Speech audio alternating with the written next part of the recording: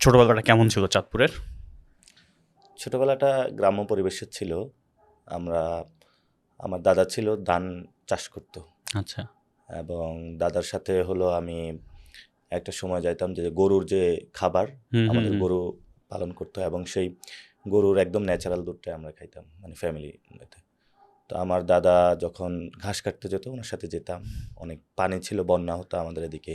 আবার যখন পানি শুকিয়ে যেত মাছ ধরতাম। একদম আমরা গ্রাম্য পরিবেশের ছিলাম এবং আমার মনে আছে যে আমার দাদার সাথে যখন যেতাম উনি হুম, হুম। একদম জমির পাশেই দুপুরবেলা আবার যখন আজান দিত নামাজ পড়তো। আবার আমার দাদি হলো রান্না করে দিত দাদার জন্য। খাবার নিয়ে যেতাম, দাদা আর আমি বসে বসে এই ক্ষেতের মধ্যে খেতাম এবং উনি কৃষক ছিল।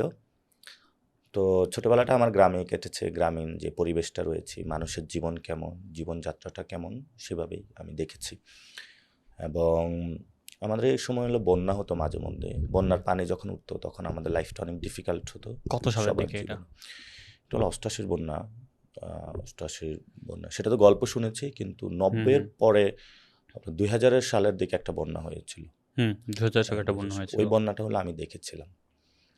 এবং সেই বন্যাতে দেখেছিলাম আমাদের যারা গরু যারা পালন করে ওদেরও প্রবলেম হয় হুম, হুম, হুম। এবং যারা ধান চাষ করে তাদেরও প্রবলেম হয়। সবারই জীবনটা অনেক ডিফিকাল্ট হয়ে ওঠে। তো এটার বড় অন্যতম কারণ আমরা পরবর্তীতে, এটা তো তখন বুঝি নাই, এখন বুঝি যে খাল-বিলগুলা অনেক ভরাট হয়ে গিয়েছে। এগুলো খনন করা হয় না।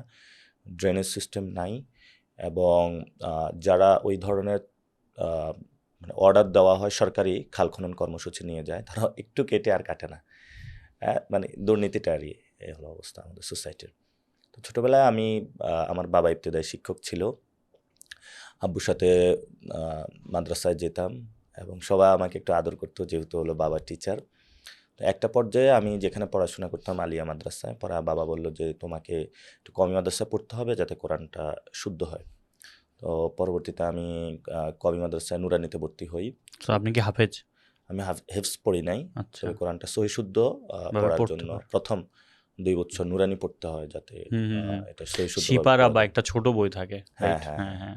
এটা একজন বিখ্যাত মানুষ আছেন কারি বেলায়েত হোসাইন। হুম, হুম, হুম, হুম। উনি বাংলাদেশে এটা নিয়ে এসেছেন। কারণ একটা সময় ছিল যখন আমাদের অনেকেই কোরআন সহি শুদ্ধভাবে পড়তে পারত না। তো এটা ইন্ট্রোডিউস করেছিল উনি বাংলাদেশে, যাতে সবাই স্টুডেন্টরা এটা পড়তে পারে। তো আমি হিফজখানায় গিয়েছিলাম, কিন্তু আমি হিফজখানায় বাড়ি থেকে যাওয়া আসাটা অনেক প্রবলেম ছিল এবং সেখানে রাতে থাকাটাও প্রবলেম। যার জন্য হলো পরবর্তীতে আমি কিতাবখানায় চলে গিয়েছিলাম এবং সেখানে আমি সরাবেকা পর্যন্ত পড়াশোনা করি। দুটোর মধ্যে পার্থক্য কি? কিতাবখানা আর হেফজখানা? হিফজখানা হলো কোরআন হিফজ করায়। ওকে। আর হলো কিতাবখানা লাইক দ্যাট, ওইখানে আপনার আ অলংকার শাস্ত্র পড়াশোনা করায়। ইসলামিক যে থিওলজি গুলা হুম, হুম, সেগুলা, অর্থাৎ ইসলামিক কিন্তু আইনশাস্ত্র আছে। হুম। তো ইসলামিক আইনশাস্ত্র ওইখানে আমি অধ্যয়ন করি। কারণ আমাদের যে বর্তমান যে রুলস রেগুলেশন এটা ব্রিটিশ লতে চলে। ইসলামিকও অনেক আইন কানুন রয়েছে। অর্থাৎ আপনি মারা যাওয়ার পরে অথবা কেউ মারা যাওয়ার পরে যে সন্তানদের মধ্যে যে সম্পত্তিটা ভাগ হয় এটা কিন্তু আমাদের ইসলামিক নিয়ম অনুযায়ী হয়। আমাদের যে বিবাহটা হয় এটা কিন্তু ইসলামিক নিয়ম অনুযায়ী। প্রত্যেকটা অজু কিভাবে করবে, নামাজ কিভাবে পড়বে, প্রত্যেকটা কিন্তু রুলস অ্যান্ড মানে রেগুলেশন এর মধ্যে। লাইফস্টাইল পুরোটাই হ্যাঁ, হচ্ছে এটা ওখানে ইয়ে করা থাকে। ইসলামিক আইন হুম, কলাকানুন, হুম, হুম। সেখানে ইসলামিক সাহিত্য, ইসলামিক তাহজিব তামাদ্দুন, তারপরে ইসলামিক যে ল্যাঙ্গুয়েজ রয়েছে সেটার কিন্তু ব্যাকরণগত দিকও আছে, সেটাও পড়াশোনা করেছি আমি। আ আমাদের যে ইসলামিক যে সাহিত্য রয়েছে অর্থাৎ আরবি সাহিত্য সেটাও পড়াশোনা করেছি এবং সেখানে আমি উর্দু ল্যাঙ্গুয়েজটা শিখি। আপনি উর্দু সেটা পারেন? উর্দু বুঝি, কারণ আমার ফুল চর্চাটা না থাকার আচ্ছা। কারণে। বলতে পারেন না? কিছু, কিছু পারি। আ আচ্ছা। আর হলো উর্দু সাথে, সাথে উর্দু ল্যাঙ্গুয়েজ ব্যাকরণগত শিখানো হয় এখানে, সেটাও পড়েছি। আবার ফার্সি ভাষাও পড়ানো হয়। ফার্সিও পড়েছি ওইখানে। অর্থাৎ বেসিক্যালি আমাদের ওইখানে আরবি, বাংলা, ফার্সি, উর্দু এই বিষয়গুলো নিয়ে এবং অ্যারাবিক সাইডটা দেখা হয় এবং ওইখানে কিন্তু মাদ্রাসা সিস্টেমের আলাদা আপনার ইনস্টিটিউশন রয়েছে যেটার আন্ডার পুরো বাংলাদেশে পরীক্ষা হয়ে থাকে। Like that Jessore board, Dhaka board এমন করে তাদেরও একটা বোর্ড আছে যেটাকে বেফাকুল মাদ্রাসিল আরাবিয়া বলে। ওইখানে পড়াশোনা করেছি। তো ওইটার কিন্তু আবার সরকার হলো স্বীকৃতি দেয়নি এবং এটা কওমি মাদ্রাসা যারা রয়েছেন তাদের স্বীকৃতির জন্য তারা দীর্ঘদিন আন্দোলন করছেন এবং তাদের অর্থনৈতিক কাঠামোটা সরকারের সাথে নেই। এটা কোনো দানবীর ব্যক্তি বা এলাকার যারা মানুষ রয়েছেন তাদের আগ্রহে গড়ে ওঠা একটা ইকোনমিক সিস্টেম। ওই সিস্টেমটা এসেছিল যখন ব্রিটিশরা এদেশে এসেছিল। তো তখন তাদের একটা শিক্ষা ব্যবস্থা মুসলমানরা গড়ে তুলেছিল, যাতে মুসলমান যে তাহজিব তামাদ্দুন শিক্ষা ব্যবস্থা যাতে ইনট্যাক্ট রাখতে পারে। এটা আপনার ভারতে দারুল উলুম দেওবন্দে এটা ইন্ট্রোডিউস হয়েছিল, যেটাকে এবং পরবর্তীতে পাকিস্তানেও আছে, এটা পুরো ওয়ার্ল্ডে এটা আছে এই শিক্ষা ব্যবস্থাটা। এবং বাংলাদেশে হিউজ পরিমাণে যে হিফাজত ইসলামের যারা আলেম ওলামা যাদেরকে আপনারা দেখেন মাওলানা, ওইখান থেকে হয় এটা। এরপরে আমার আব্বু বলল যে আলিয়া মাদ্রাসা পরীক্ষা, এটা আরেকটা মিডিয়াম আলিয়া যেটা, তো ওইখানে আমি পরীক্ষা দিতে বললো। তো পরীক্ষা দিতে গিয়ে ওইখানে তো আমি তো ম্যাথ ওইভাবে পড়াশোনা করি নাই, ইংলিশও ওইভাবে পড়াশোনা করি নাই যতটুকু প্রয়োজন হয়, কারণ কমি মাদ্রাসা একটু কম এটা। তো আমার পরীক্ষা ছিল 3 মাস। তো পরীক্ষা দিয়েছি, আলহামদুলিল্লাহ সবগুলাতে A+ পেয়েছি। A+ পড়ার পরে এতটুকু পর্যন্ত আমার গ্রামে পড়াশোনা। তো সবাই বললো যে ঢাকাতে পড়াশোনা করতে যেতে হবে এবং ঢাকাতে ভালো ইনস্টিটিউশনগুলো রয়েছে। পরে আমি ঢাকা ডেমরা দারুন নাজাতে ভর্তি হই, সেখানে হলো আলিম পরীক্ষা দেই এবং সেখানে আসার পরেই আমি পরীক্ষা দেওয়ার পরে ফার্স্ট বয় হয়ে যাই। তো সবার মধ্যে তো হুজুরদের মধ্যে একটা নাড়া পড়লো যে গ্রাম থেকে এসেই হলো ফার্স্ট হয়েছে। তো একদিন আমাদের যারা টিচার ছিল তারা আবার ঢাকা ইউনিভার্সিটি থেকে পাশ করা ছিল। তো একজন টিচার আমাকে তার রুমে ডেকে নিল যে তোমাকে ঢাকা ইউনিভার্সিটিতে যেতে হবে।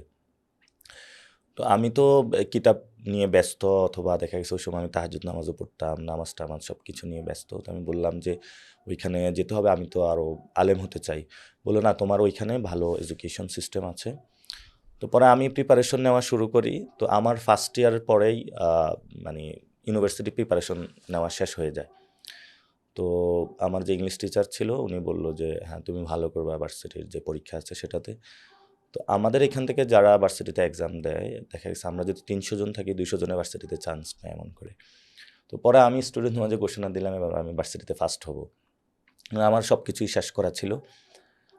তো ইনস্টিটিউশনের ওইখানে আমি আলিম পরীক্ষা দিয়েছি। দেওয়ার পরে এখন কোচিং করব। তো সব কোচিংয়ে আমাকে একটা অফার দিল যে তুমি যে কোনো কোচিংয়ে ক্লাস করতে পারবা, তোমার জন্য ফ্রি। তো আমি পরে ফার্মগেটে চলে আসি। আসার পরে ফার্মগেটে ক্লাস শুরু করি। কোনো কোচিং সেন্টারে বাংলা, কোনোটা ইংলিশ, যেটাতে ভালো ওইটাতে ক্লাসগুলো করতাম এবং এক্সারসাইজ করা শুরু করি। তো ওই সময় ফার্মগেটে যখন এসেছি তখন হলো এখানে থাকতেন কই ফার্মগেটে যখন ক্লাস করতেন? এটাই আমি শেয়ার করতেছি যে ওইখানে আসার পরে আমি একটা মেসে উঠেছি, কারণ অনেকগুলো আমরা এই ফ্রেন্ড যারা দারুন নাজাতের আমরা একটা মেসে উঠেছি।